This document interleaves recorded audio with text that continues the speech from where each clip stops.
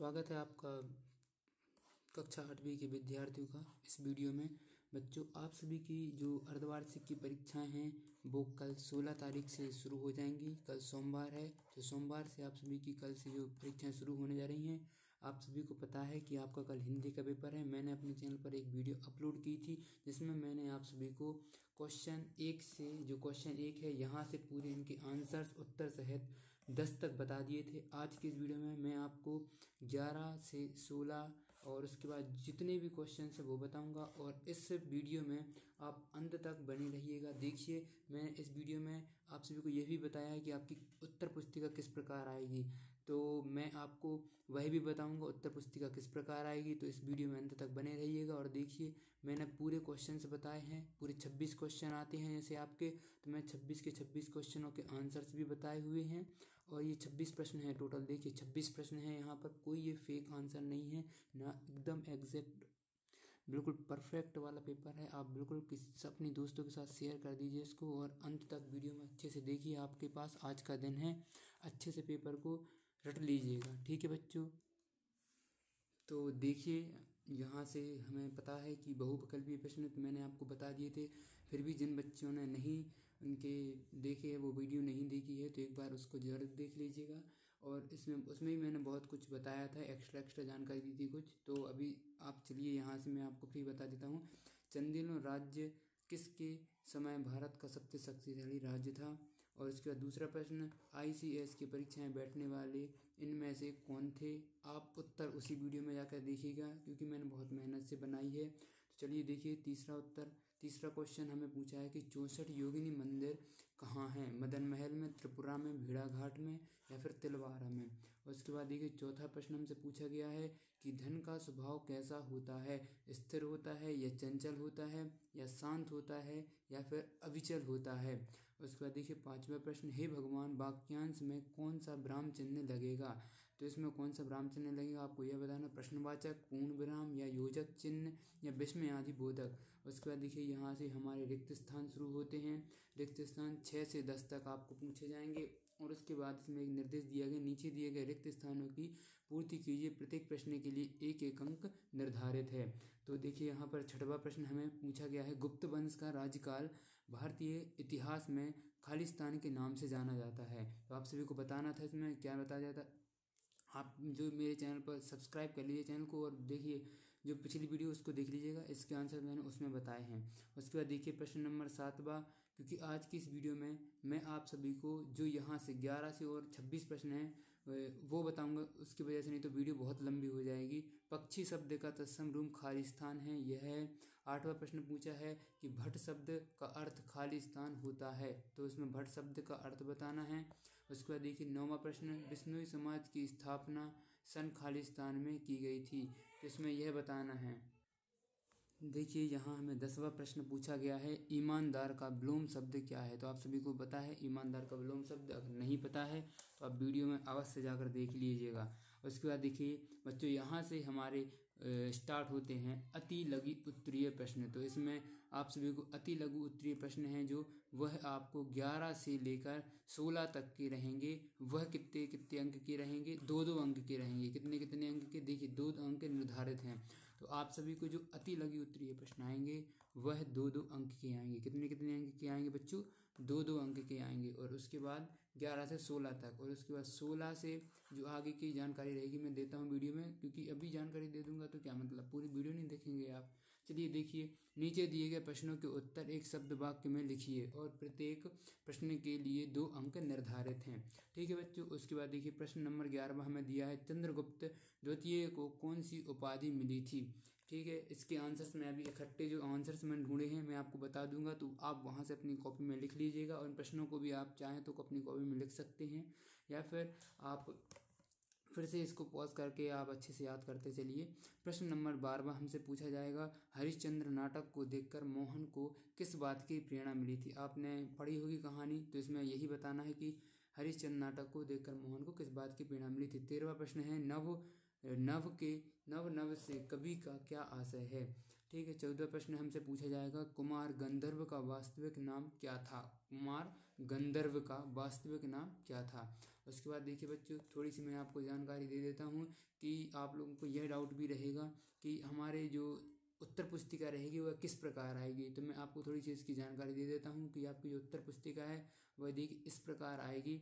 आप सभी को यहाँ लिखा रहेगा राज्य शिक्षा केंद्र मध्य प्रदेश भोपाल, ये रहेगा आपका। और उत्तर पुस्तिका रहेगी आपकी, यही पुस्तिका आपकी वार्षिक में आएगी। यहाँ परीक्षा केंद्र की मुद्रा लिखनी पड़ेगी आपको, यहाँ आपकी कक्षा का नाम आ जाएगा, यहाँ आपका विषय आ जाएगा, यहाँ दिनांक लिखनी है आपको, यहाँ विद्यार्थी का नाम, यहाँ पिता का नाम, और यहाँ समग्र आईडी और अनुक्रमांक आ जाएगा। और उसके बाद यहाँ आपको कुछ नहीं करना है। उसके बाद देखिए यहाँ पर आपको पर्यवेक्षक के हस्ताक्षर होंगे, ये हस्ताक्षर यहाँ पर होंगे जो आपका इन्विजिलेटर रहेगा। और उसके बाद आप सभी को देखिए यहाँ पर यहाँ मूल्यांकन ये दिया गया है कि कितने कितने अंक मिलेंगे आपको। ये 26 प्रश्न देखिए यहाँ से आपको पता चल जाएगा। जो 11 से मैंने बताया था, 11 से 16 तक 2-2 अंक के रहेंगे, और उसके बाद 17 से 3-3 अंक के शुरू हो जाएंगे, जो कि 22 प्रश्न हैं उधर तक चलेगा। फिर 23, 24, 25, 26 5-5 अंक के रहेंगे। ठीक है बच्चों, उसके बाद देखिए आपको जो अगला पेज रहेगा वो रफ कार्य के लिए रहेगा। ठीक है, उसके बाद जो अगला पेज रहेगा उसमें देखिए ये टिक द करेक्ट वाले थे जो बहुविकल्पीय प्रश्न, उसमें आपको इस प्रकार भरना पड़ेगा। यहाँ उत्तर लिखना पड़ेगा, यहाँ ABCD लिखना पड़ेगा। और उसके बाद 6वें से जो रिक्त स्थान की पूर्ति कीजिए, वहाँ पर ये आपको रिक्त स्थान की पूर्ति के जो सही उत्तर हैं वह लिखने पड़ेंगे। उसके बाद अति लघु उत्तरीय प्रश्न जो 11 से 16 तक दिए गए हैं उनके आंसर यहाँ आएंगे, और यहाँ आपको उनके मार्क्स मिलेंगे। यहाँ मार्क्स मिलेंगे, ये जो बॉक्स दिया गया है ना ये नंबरों के लिए दिया गया, यहाँ आपको कुछ नहीं भरना है। ठीक है बच्चों, उसके बाद देखिए यहाँ 17 से पूरे ये 22 तक देखिए ये पूरे। और उसके बाद दीर्घ उत्तरीय लघु प्रश्न के लिए थोड़ी जगह ज़्यादा दे दी गई है। देखिए यहाँ पर ये 26, 24, 25 इस प्रकार आपकी कॉपी रहेगी, 6 पेज की कॉपी रहेगी। ठीक है, आपको 6 पेज की कॉपी भी रहेगी, इस प्रकार आपको सभी में ये भरना पड़ेगा। ठीक है, अब मैं आपको आगे के क्वेश्चनों की तरफ ले चलता हूँ, चलिए देखते हैं। यहाँ इस प्रकार थोड़ी सी जानकारी देना जरूरी था ये।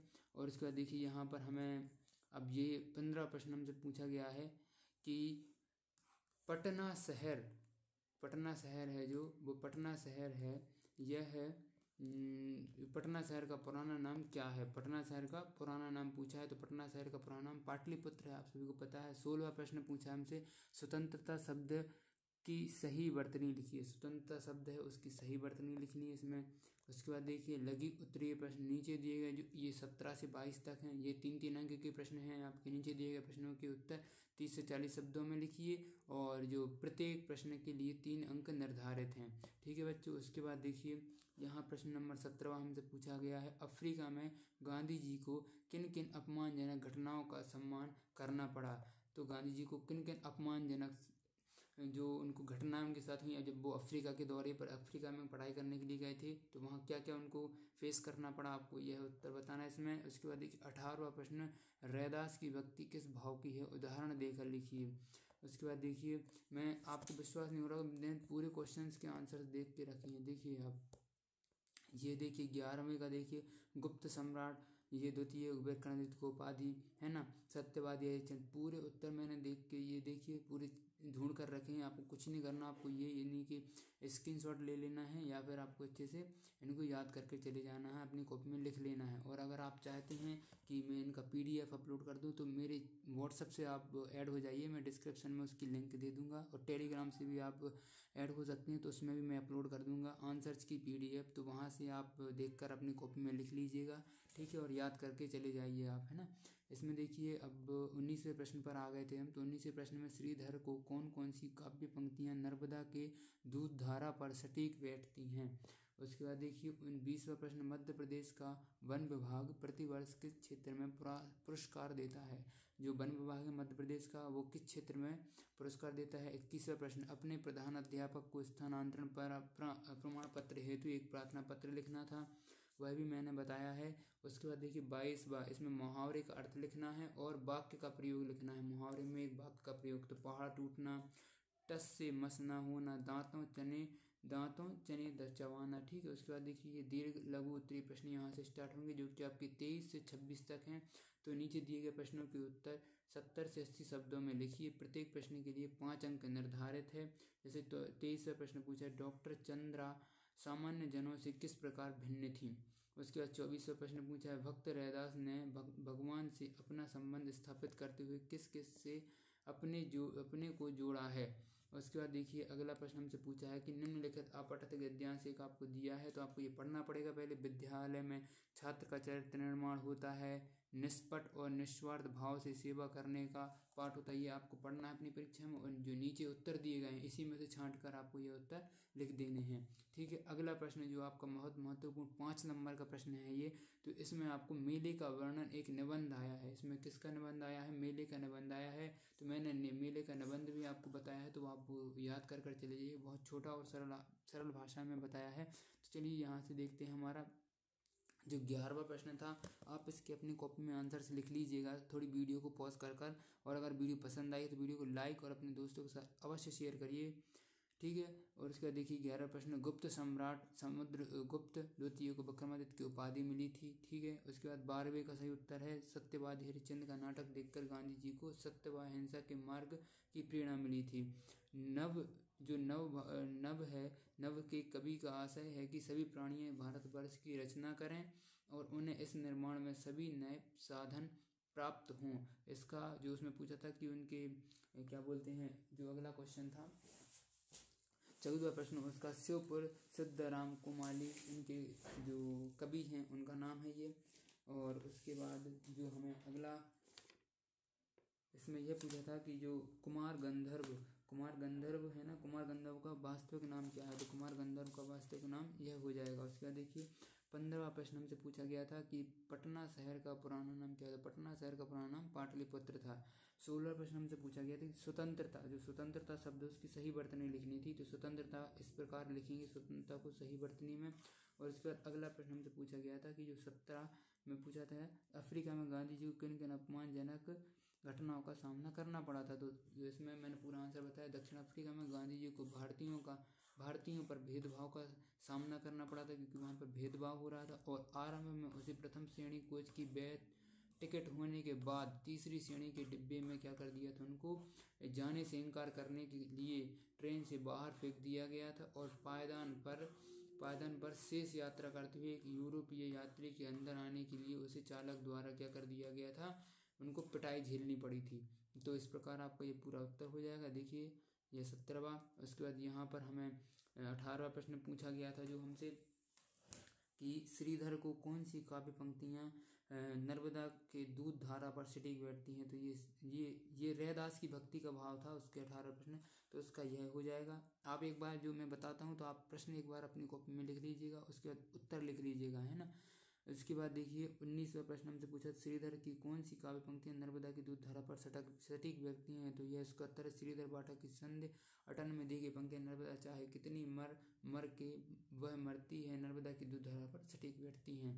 20वां प्रश्न, वन रक्षा, वन संदर्भ एवं वन प्राणी, जो उसमें पूछा गया था कि किस लिए ये जो पुरस्कार ये दिया जाता है। तो उत्कृष्ट कार्य के लिए, वन्य प्राणी की रक्षा के और वन संदर्भ और वन रक्षा के कार्य के लिए यह पुरस्कार दिया जाता है। और अब इसके बाद आपको 3 नंबर में एक प्रार्थना पत्र मतलब प्रमाण वो पूछा गया था, क्या बोलते पत्र पूछा गया था। तो पत्र में आप सभी को पता है इस प्रकार का फॉर्मेट रहता है। सबसे पहले आप सभी को लिखना यहाँ पड़ता है कि सेवा में प्रधान अध्यापक महोदय, फिर आप अपने विद्यालय का नाम लिखेंगे, फिर स्थान, फिर दिनांक लिखेंगे, फिर स्थानांतरण पत्र हेतु प्रार्थना पत्र या आप विषय में लिख देंगे। उसके बाद यहाँ पर महोदय लिखेंगे एक लाइन छोड़कर।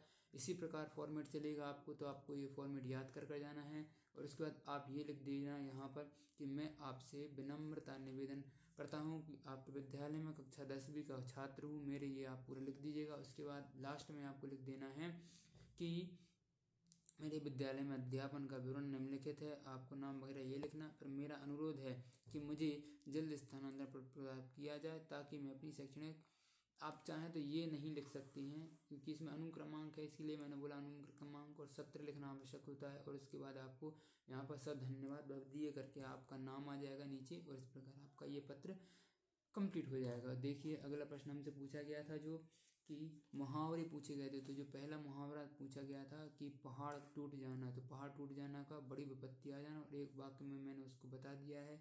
दूसरा पूछा गया था कि टस से मस ना होना, तो टस से मस ना होना मतलब कुछ भी प्रभाव ना पड़ना। उसके बाद देखिए नेक्स्ट क्वेश्चन है जो आपको पूछा गया था कि दांतों चने चबाना, तो इसमें दांतों चने चबाने का आंसर क्या हो जाएगा, किसी काम को बहुत मुश्किल से करना, मतलब सुरेश को बैडमिंटन में हराना लोहे के चने चबाने के समान है, यह हो जाएगा इसका वाक्य में उत्तर। उसके बाद देखिए यहाँ 23वां प्रश्न है जो कि यहाँ पर पूछा गया था कि डॉक्टर चंद्रा सामान्य जनों से किस प्रकार भिन्न थी। जो डॉक्टर चंद्रा थी वह सामान्य लोगों से किस प्रकार भिन्न थी, तो डॉक्टर चंद्रा को पक्षाघात की बीमारी हो गई थी और जिससे उनका गर्दन में नीचे के हिस्से में निर्जीव हो गया था, मतलब अपाय वो पैरालिसिस हो गई थी और भी पैरों पर नहीं चल पाती थी, व्हील चेयर की मदद से घूमती थी और शारीरिक कमजोरी के बावजूद उनका चेहरा हमेशा मुस्कुराता रहता था। इस प्रकार वह अन्य लोगों से अलग थी। उसका 24वां प्रश्न हमसे पूछा गया था कि भक्त रैदास ने भगवान से अपना संबंध स्थापित करते हुए किस किस से अपने को जोड़ा है। तो आप सभी को इसका उत्तर दिए लिख देना कि कवि रविदास ने भगवान से अपना संबंध स्थापित करते हुए आपको इन चीज़ों से जोड़ा है। तो आप अच्छे से इनको अच्छे से आपके पास दिन भर अच्छे से याद कर आप चले जाइएगा, क्योंकि ये वीडियो बहुत इंपॉर्टेंट है और आप अपने दोस्तों के साथ अवश्य शेयर कर दीजिएगा। तो नहीं तो बहुत पछताओगे आप बाद में कि सर मैंने वीडियो नहीं देखी थी पूरी।